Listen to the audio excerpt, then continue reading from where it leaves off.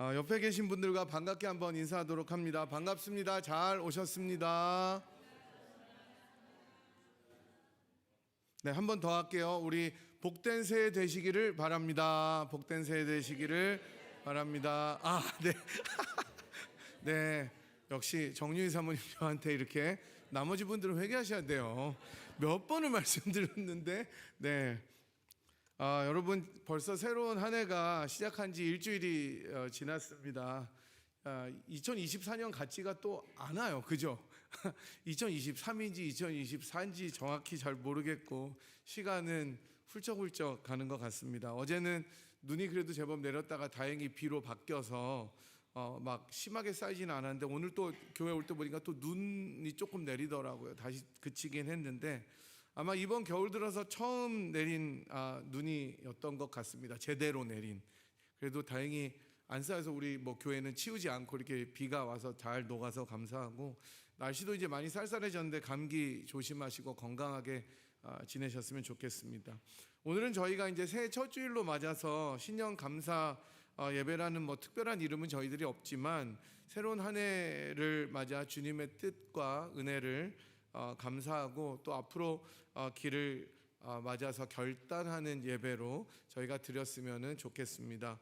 오늘 저희가 함께 읽었던 본문은 굉장히 짧은 구절이지만 정말 유명한 구절이기도 합니다. 그리고 또 이따가도 말씀드리겠지만 2024년 한 해 저희 교회의 표가 되는 구절이기도 합니다. 주보가 새로운 포맷으로 바뀐 거 여러분 보셨죠? 지금 너무 깨끗하게 잘 나오고 저희 또 컬러 프린터가 칼라 인쇄기가 있어서 카피 머신이 잘 나왔는데, 제가 금주의 묵상 원래 제가 컬럼을 잘 안 쓰는데 이게 지금 첫 해에 어쩔 수 없이 빈칸으로 나가서 안 되기 때문에 제가 주의 일을 부흥케 하옵소서라는 제목으로 간단하게 글을 썼습니다. 그래서 여러분이 주보 한번 쭉 살펴보시고 또 더 좋은 아이디어들이 있으면은 얘기해 주시면 저희가 또 수정할 수도 있으니까. 아마 근데 너무 잘 나왔어요. 이거를 또 여러분들이 섬겨 주셔서 저희들이 잘 이렇게 할 수가 있었습니다. 그래서 오늘 저희들이 살펴본 하박국 이 3장 2절을 보았는데, 하박국 선지자는 북이스라엘이 이미 멸망하고 남쪽의 유다 역시 멸망하기 직전에 그 위기 앞에 마치 꺼져가는 촛불과 같이 풍전등화라고 하죠. 이런 운명일 때 활동한 선지자였습니다. 예레미야와 동시대의 선지자였고, 유다 왕 중에 이제 가장 끝말에 가서 요시야라는 성군이 있었습니다. 근데 그 요시야가 개혁을 하고 여러 그 선정을 베풀다가 이 요시야는 유다가 독립적인 국가가 되기를 원해서 아수르와 애굽에 굉장히 적대적이었습니다. 그래서 이제 아수르와 애굽이 동맹을 맺어서 다른 나라들을 공격하는 것을 막기 위해서 출정했다가 무깃도라는 곳에서 죽고 맙니다. 무깃도 전투라는 곳에서 사망하게 되죠. 그러면서 이스라엘이 완전히 이제 남유다가 멸망의 길로 접어들게 됩니다. 요시야가 이렇게 죽고 이어지는 왕들은 계속 타락합니다. 그래서 왕들이 타락하니까 정치도 안 되고 사회도 안 되고 경제도 안 되고 급속하게 나라가 어지러워져 갔고, 하박국은 바로 그때 활동했던 선지자였습니다. 그러니까 선지자들도 좀 좋을 때 활동하면은 메시지들이 괜찮아요. 근데 어려울 때 있으면은 정말 힘듭니다. 맨날 더 안 좋은 소리들을 해야 되기 때문이에요. 그리고 또 그렇게 안 좋을 때 그런 메시지를 전하면 반대 세력이 너무나 많이 있는 거예요. 예레미야도 거짓 선지자라고 이야기를 했잖아요. 사람들이. 그래서 막 예레미야의 뺨을 때리고 어디 하나님이 너한테 그런 말을 주더냐 하면서 사람들이 핍박하고 옥에 가두는 일까지 저질렀습니다. 하박국은 그래서 이러한 어려운 시대에 활동했기 때문에 하나님께 대한 질문이 굉장히 많이 있었습니다. 호소와 더불어서 하나님에 대한 의문들, 이 벌어지는 상황에 대한 어려움들을 호소합니다. 그래서 이 하박국서, 북 오브 하박국은 선지자 하박국의 호소와 이에 대한 하나님의 대답으로 이루어져 있는 짧은 책입니다. 그래서 1장과 2장에서는 하박국이 물어보고 하나님이 대답해 주고, 하박국이 한 번 더 물어보고 하나님이 대답해주고, 그리고 3장에서는 하박국이 기도하는 것. 그러니까 이거는 정말 아웃라인 잡기가 굉장히 쉬운 책입니다. 그래서 하박국은 1장과 2장을 통해서 두 가지 질문을 던집니다. 사실 질문이라기보다는 호소죠. 호소하는 겁니다. 하나님을 향해서 호소하는데 그게 1장과 2장의 내용입니다.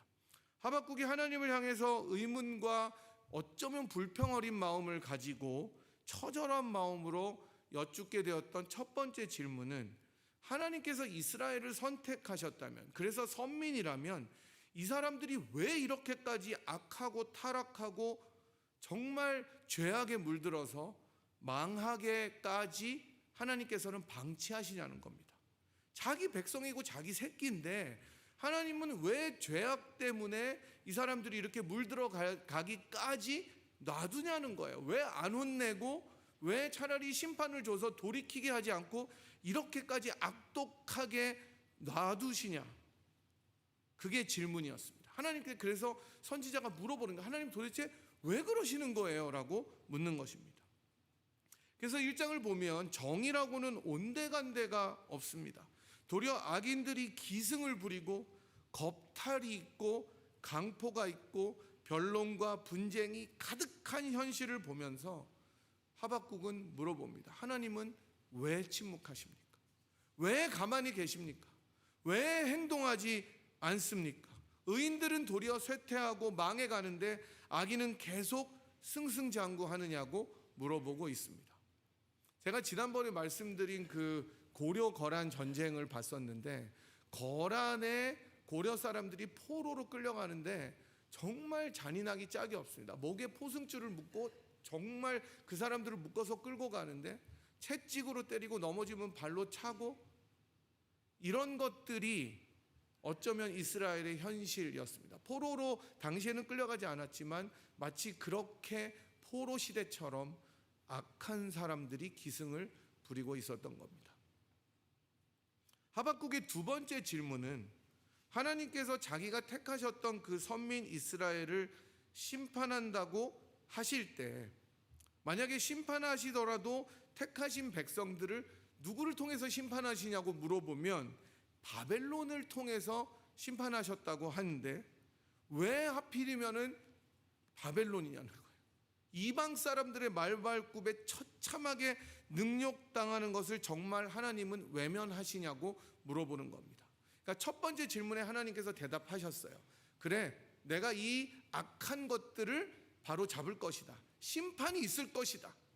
그런데 그러면은 어떻게 심판하실 거예요? 물어봤을 때 바벨론을 통해서 하실 것이다. 근데 너무 잔인하게 하실 것이기 때문에 또 물어보는 거예요. 그럼 그 바벨론은 어떻게 돼요? 이게 하박국의 의문이고 질문이고 호소였습니다. 사실 우리도 인생을 살다 보면 하박국처럼, 하박국이 마주하고 있었던 현실처럼 우리 앞에 이해되지도 않고 황당하고 억울한 일들이 펼쳐질 때가 얼마나 많이 있는지 모릅니다. 특별히 이민자로 살아가는 우리들은 다 그런 것들을 아마 여러분들이 겪고 살아오셨을 거예요. 그리고 지금도 살고 있고, 어쩌면 우리 아이들마저도 여기서 2세로 자랐다고 하더라도 마이너리티이기 때문에 그런 일들을 다 겪어가고 있을 것입니다. 억울하죠. 제가 보았던 것 중에 제일 충격적이었던 것은, 지금은 없어진 식당인데 이제 중국 음식을 피자랑 같이 했었던 그 식당이 옛날에 오가에 있었어요. 근데 저희 가족들이 그때 가가지고 짜장면인가 짬뽕인가 하여튼 먹고 있었어요.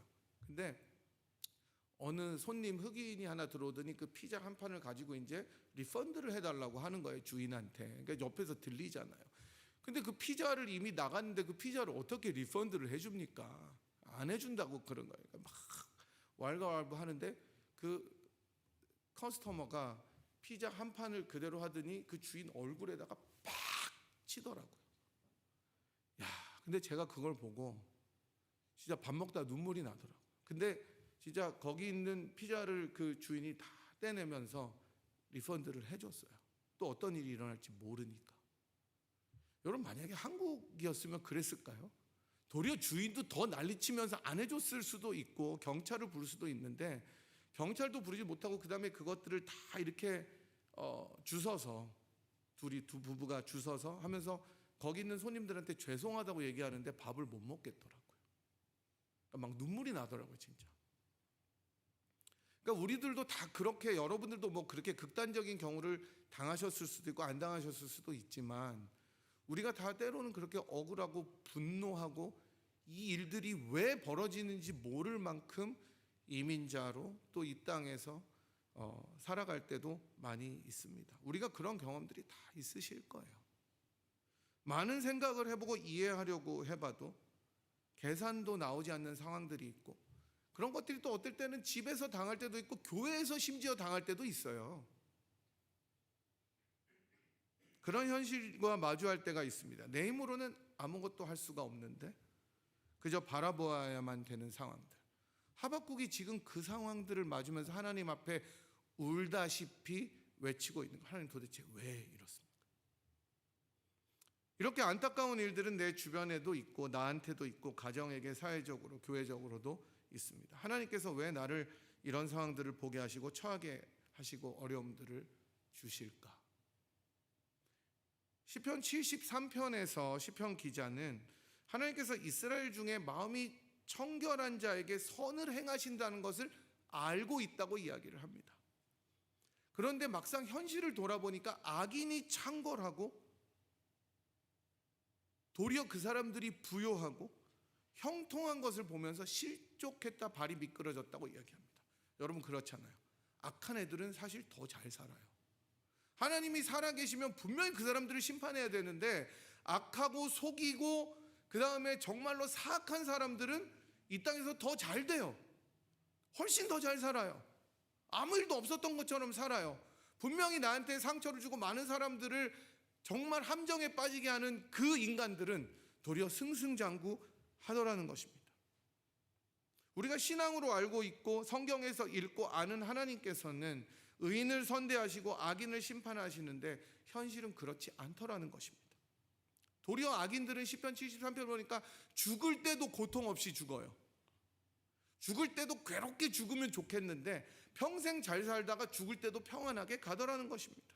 힘이 강건하고 고난도 없기 때문에 하나님보다 높아져도 뭐라고 하는 사람이 없고 심지어 항상 평안해서 재물이 불어나는 것이 현실이다라고 시편 기자는 이야기합니다.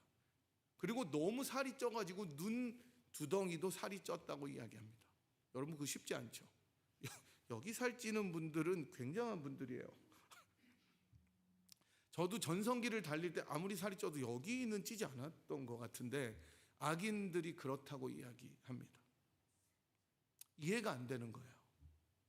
하지만 하나님의 말씀을 잘 쫓아서 살아갔던 사람들은 힘들게 되는 이 말도 안 되는 상황이 하박국이 마주한 상황이고 시편 기자의 상황이었고 어쩌면 우리에게도 있었고 어쩌면 진행 중이고 그리고 마주할 수도 있는 상황이 될 수 있다는 것입니다. 여호와 하나님께서는 이러한 하박국의 두 가지 질문에 굉장히 클리어하게 대답하십니다. 택하신 백성이라도 죄와 악함에 대해서 반드시 징계할 것이라고 하박국에게 이야기하십니다. 심판이 있을 것이라고 이야기합니다. 그 악을 벌할 것이라고 이야기합니다. 그리고 더불어 그 이스라엘을 징계하기 위해 사용하셨던 바벨론에게는 영원한 심판이 있을 거라는 공의의 말씀을 허락하십니다. 이에 대한 하박국의 반응이 바로 오늘 우리가 읽었던 3장의 말씀입니다. 이거를 하나님께로부터 들었던 거예요. 하나님께 너무 많은 의문이 있고 이해가 안 되는 현실을 따지듯이 물었는데 하나님께서는 그 하박국의 질문에 기다리셨다는 듯이 하나하나 조목조목 설명해 주십니다. 그래서 3장 1절은 하박국의 기도라고 말하면서 시작합니다. 하박국이 하나님의 말씀을 들은 다음에 기도하는 내용입니다. 그래서 우리가 읽었던 2절 처음에 하박국은 여호와여 내가 주에 대한 소문을 듣고 놀랐습니다라고 이야기합니다. 근데 여기서 우리말로는 소문이라고 번역됐는데 사실 소문이면 우리가 약간 루머 같잖아요. 풍문으로 들었어 이렇게. 근데 아주 정확한 번역은 아니죠. 도리어 영어로는 report라고 나오는데요. 우리말로 번역하기가 굉장히 까다롭습니다. 굳이 말하면 당신에 대한 기사, 그러니까 리포트라고 하는 게 더 좋죠. 리포트를 들었다. 그래서 어떤 번역들은 당신에 대한 소식, 뉴스 또는 당신에 대한 명성이라고까지 번역하기도 하지만 제가 보기에는 리포트, 기사 정도가 제일 적합한 번역 같습니다. 하박국은 내가 주에 대한 기사를 듣고 놀랐다고 고백하면서 기도를 시작합니다. 그리고 주님에 대한 이 리포트, 이 기사는 앞서 말씀드린 대로 하박국의 의문에 대한 하나님의 대답, 행하실 일에 대한 대답입니다. 하박국은 기도의 응답을 받았던 거예요. 하나님 왜 이렇습니까? 라고 물어봤을 때 주님께서 걱정하지 말아라. 내가 심판 반드시 할 것이다. 그리고 바벨론도 멸망시킬 것이다 라는 응답을 받았고, 그 속에서 하나님께서 행하실 일에 대해서 들으면서 그동안 내가 너무나 이해가 되지 않았던 구름과 같이 있었던 뿌였던 마음의 의문들이 해소가 되었던 것이었습니다.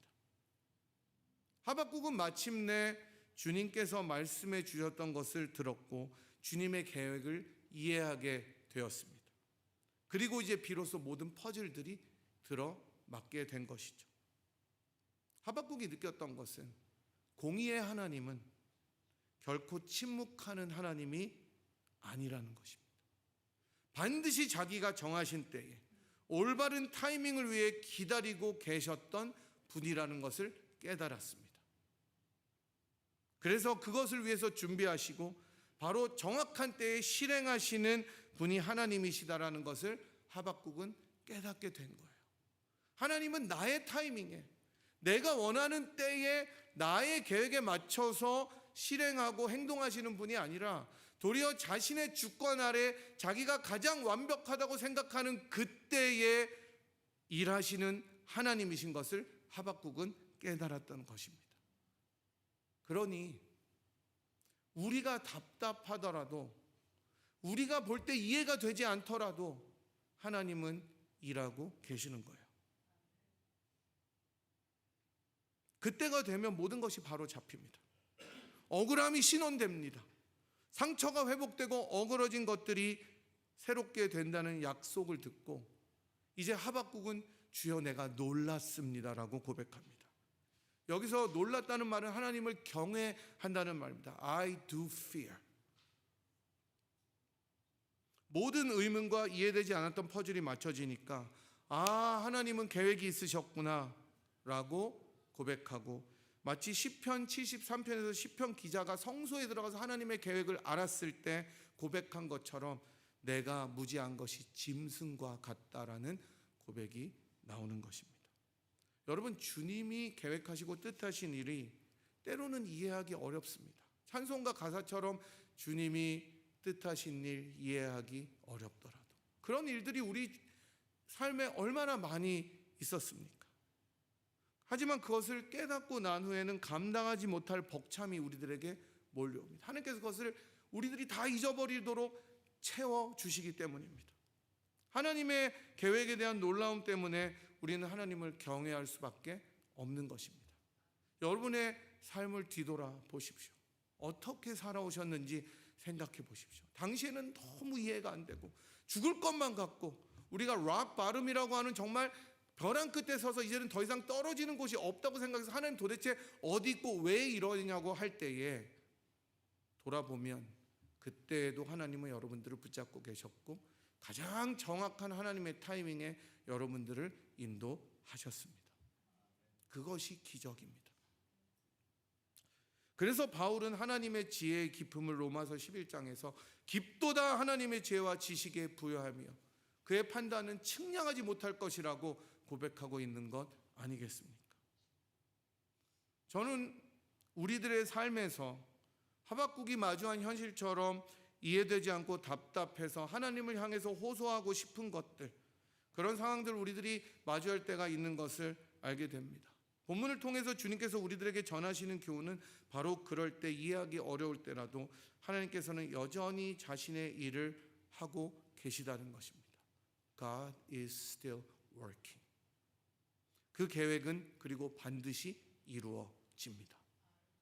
정의와 공의가 바로 서고 억울한 일들이 바로 잡히고 악인들이 심판을 받고 주님의 은혜가 나타나는 것을 믿으셔야 하는 것입니다. 이 주님에 대한 리포트를 들은 하박국은 이제 또 또 다른 기도를 올립니다. 그 기도가 바로 여호와여 주는 주의 일을 수년 내에 부응하게 하옵소서라는 놀라운 기도입니다. 이 구절은 어쩌면 부흥, 리바이벌이라는 단어 때문에 종종 미스언더스탠딩 되기도 합니다. 하지만 하박국이 드린 이 기도는 우리가 흔히 말하는 그런 부흥이 아닙니다. 막 교회가 웅성웅성하고 북적북적한 그런 부흥을 이야기하는 것이 아닙니다. 정확하게 번역하면 물론 부흥이라는 단어를 사용해도 좋지만 주님의 일을 새롭게 하여 주시옵소서라는 뜻입니다. 하지만 부흥케 하옵소서가 그런 뜻이니까 같이 사용하면 큰 차이는 없을 것 같기는 합니다. 하나님의 계획과 행하심에 대해서 무지했었던 하박국이 이제 여호와 하나님의 행하실 일을 듣고 나자 주님 이제 그 일을 행하세요, 새롭게 해주세요라고 간구합니다.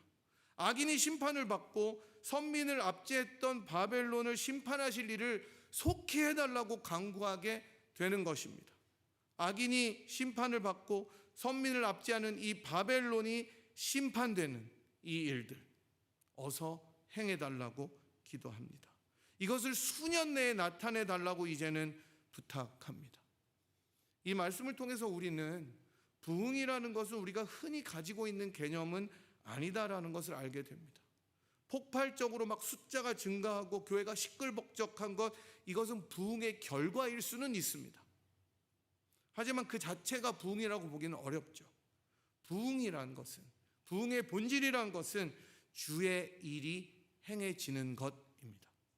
주님의 일을 모든 사람이 알게 되는 것입니다. 주님께서 하시고자 하는 일들을 다시금 새롭게 하시는 것이 부흥, 리바이벌의 정의입니다. 그래서 하박국의 기도는 주여 우리에게 부흥을 주옵소서가 아니라 주의 일을 부흥케 하시옵소서라는 것입니다. 하박국의 상황에서 주님의 일은 굉장히 슬픈 일이었습니다. 자기 선택받은 민족 동료 이스라엘이 징계를 당하고 심판을 받는 일이었습니다. 동시에 그들을 괴롭히고 압제하던 바벨론 역시 심판을 받게 되는 가공할 만한 무서운, 마음에 썩 들지 않는 일이었습니다. 주의 일이 그렇게 유쾌하지 않았던 거예요. 그리고 주의 이러한 일은 정말 숏텀으로 일어나는 것이 아니라 롱텀으로 이루어지는 일이었습니다. 당장 눈앞에서 뭐가 해결되어서 당장 악인들이 막 찌그러지고 물러가고 없어지는 것이 아니라 약속의 말씀을 붙잡는 믿음의 사람들에게 보여질 수 있는 말이었습니다.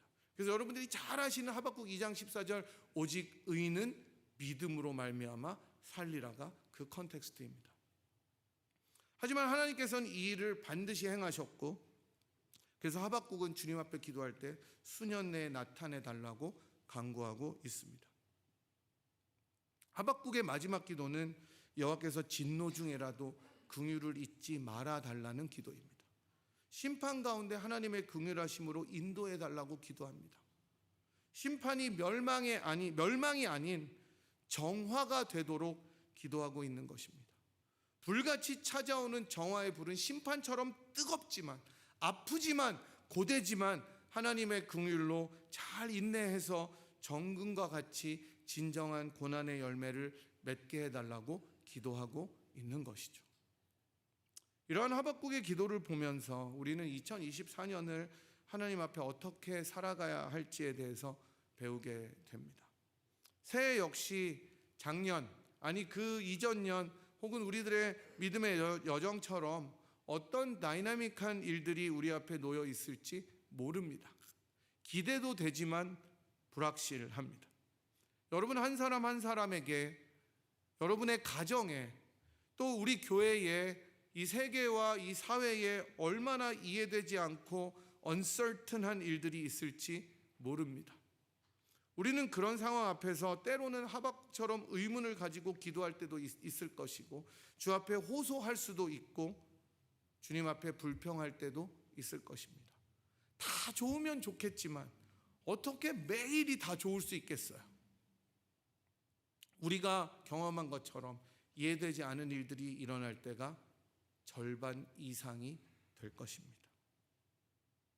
때로는 나의 상황을 뛰어넘고 계산이 맞추어지지 않는 시간들을 마주할 때 우리는 하박국의 기도를 드렸으면 좋겠습니다. 주의 일을 부흥케 하여 주시옵소서. 주의 일을 나타내 주시옵소서. 사실 우리 주님께서 드리셨던 겟세마네의 기도는 이 하박국의 기도와 비슷하지만 훨씬 더 위대한 기도였습니다. 하나님의 뜻을 알고 그 하나님의 뜻이 너무나 힘든 것이어서 감당 자체가 안 되었던 것이었는데 우리 주님께서는 끝내 아버지의 일을 새롭게 하시고자 기꺼이 죽음 앞으로 나아가십니다. 바로 그 그리스도의 죽으심 때문에 이제 우리는 하나님 앞에 기도로 나아가면서 우리가 비록 이해하기 어려운 일들을 마주할 때라도 주님 주의 일을 부흥케 해달라고 간구할 수 있는 존재로 만들어 주셨습니다. 저는 여러분 모두가 그리고 우리 교회가 2024년 주의 일을 부흥케 하옵소서라는 기도를 드리는 교회와 가정이 되었으면 좋겠습니다.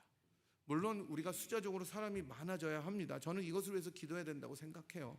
주변에 상처받고 소외되고 우리 장로님 기도하셨던 것처럼 예수를 알지 못하고 좋은 공동체를 찾지 못하는 사람들이 이곳에 많이 나올 수 있도록 기도해야 됩니다. 하지만 보다 중요한 것은 하나님께서 우리 교회에 뜻하신 일들, 저는 그 뜻이었으면 좋겠어요.